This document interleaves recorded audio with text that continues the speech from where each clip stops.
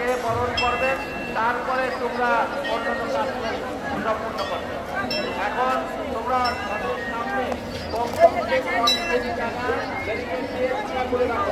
সামনে কর্তৃপক্ষ সবাই ওখানে যে সুন্দরভাবে জগন্নাথকে বরণ করে নিতে পারে, বলদেবকে বরণ করে নিতে পারে, সুভদ্রা বরণকে বরণ করতে পারে। আমি আমাদের অনুরোধ করছি, তোমরা সবাই কমপক্ষে 10 ফুট জায়গা রথের সামনে ফাঁকা করো। আর রথের দড়ি খুলবে না, সবাই রথের দড়ি ধরে একটু টানবে। এই জন্য তোমরা রথের দড়ি খুলবে না, ফল ফেলবে না, তোমরা সবাই রথের সামনে কমপক্ষে 10 ফুট জায়গা ফাঁকা করে রাখো। তোমাদেরকে আমি অনুরোধ করছি।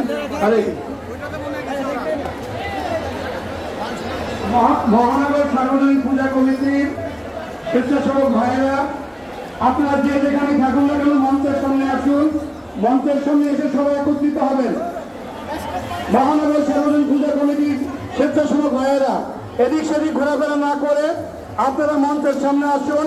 মঞ্চের সামনে এসে আস্তে আস্তে আপনারা আমাদের মায়েরা বরণ করবে, তাদেরকে পথ করে দিতে হবে এবং সুশৃঙ্খল ভাবে আমরা এবার রথ বরণ করব।